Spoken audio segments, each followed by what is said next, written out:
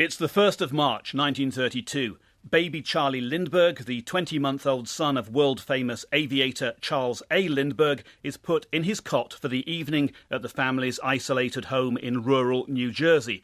At around 10 p.m, he's found to be missing from the upstairs nursery. 4 years later, a man will go to the electric chair for Charlie's murder. Those are undoubted facts. But in America's so-called crime of the century, almost everything else remains open to question. For Lindbergh, oh what a flying fool was he. Lindbergh, his name will live in history. Over the ocean he flew all alone, gambling with fate and with dangers unknown. In 1927, Charles A. Lindbergh had risked dangers unknown to become the first person to fly the Atlantic solo.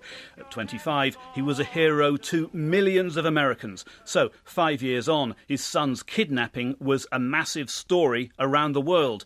Professor Lloyd Gardner of Rutgers University, New Jersey, has written a detailed study, The Case That Never Dies. The era was one of probably 300 kidnappings a year, but nothing caught the American imagination like the kidnapping of the Lindbergh child. It just seemed impossible. Many unanswered questions. Such as, could the baby really have been abducted through a narrow upstairs window at night with the parents close by downstairs? The mechanics of the abduction had seemed obvious enough. See the end second-story window? That's the very nursery window against which the kidnappers placed that ladder, under cover of night, and stole away with baby Lindbergh. Like others since, Lloyd Gardner doubts this version of how the baby vanished.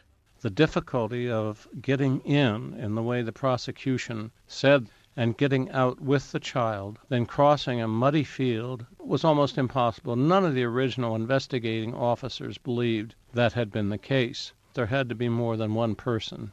Left in the nursery was a note written in poor English demanding a $50,000 ransom. At once, Lindbergh blamed gangsters. This was a symptom of the state of the country in 1932. Kidnapping had become so endemic to Lindbergh, apparently it seemed reasonable to contact some member of the underworld to see if, in fact, the underworld had carried this out. Charles Lindbergh soon found himself dealing with John Condon, an eccentric retired teacher from the Bronx in New York City. The story was that Condon, in his early 70s, had somehow contacted the kidnappers simply by placing an open letter in his local paper, the Bronx Home News. Now he wanted to be the middleman. Why in the world should the kidnapper answer that one and get in touch with Condon? I think that somebody contacted him before and talked with him and offered him a chance to be the key intermediary to turn the child back to Lindbergh. In a strange nighttime meeting in a Bronx graveyard, John Condon handed over the $50,000 ransom, though to whom was never clear. The US Treasury had made a suggestion, though. Don't use normal currency, but traceable gold certificates. Linked to the International Gold Standard in 1932, these were still common enough.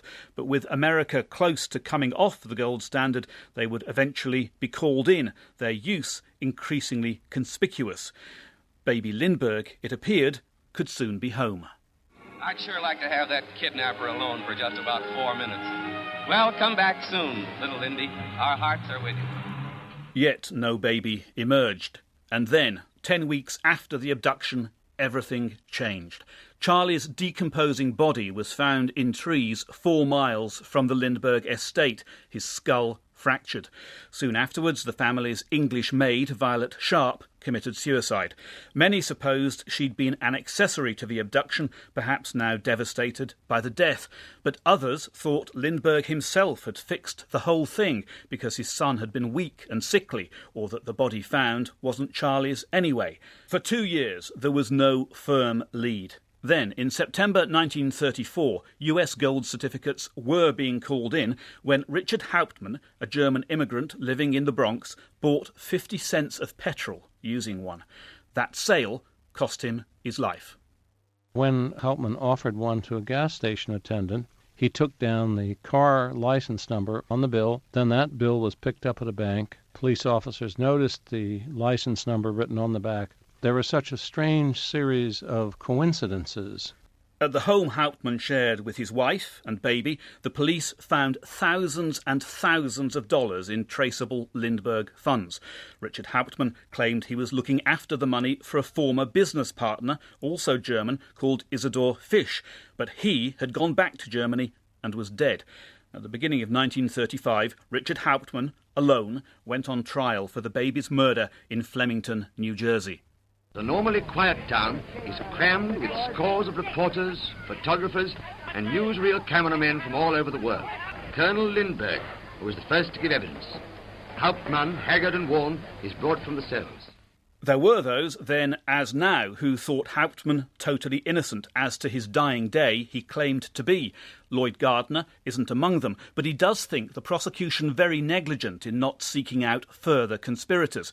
He believes the New Jersey Attorney General David Wilens wanted a straightforward trial with a guaranteed conviction and no complications. The prosecutors had no interest in any other conspirators in the case. Once you introduce a second or a third person, then you introduce the question of who actually committed the murder. You have to remember that at this time in the United States, kidnapping was not a capital offense. Good defense attorneys could argue that, no, our man might have been involved, he might have helped to plan it, but he was not there. You know, the eyewitnesses were the weakest part of the case. The judge allowed in newsreel cameras to film parts of the proceedings. Here, David Wilens accuses Hauptmann of lying under oath. Didn't you lie under oath? Time and time again, didn't you? I did not. You did not? No. You didn't collect the 50,000 either. One after another, 5, 10s and 20s, whatever they were. In a much later BBC documentary, Hauptmann's widow, Anna, by now an old woman, insisted much of the evidence heard in court had been fabricated. It was like a nightmare. I just couldn't believe it, that people would do anything, that people would go and swear on the Bible to tell the truth, and then they go up and lie, and they know, some of them, they know they were lying. And Ethel Stockton, the last of the jurors alive, acknowledged aspects of the trial had been chaotic. It was like a big circus, traveling every day back and forth to our hotel, through these enormous crowds, people selling things, mementos of the trial. That was really not like a trial should be handled. It was terrible. Hauptmann was found guilty and sentenced to death. There was one more appearance for the newsreels. If I can't have my case heard in the upper court, I shall go to death. As an innocent man, before God, I am absolute innocent. With Richard Hauptmann's execution in April 1936, the official investigation ended. Today, books and articles on the case continue to appear.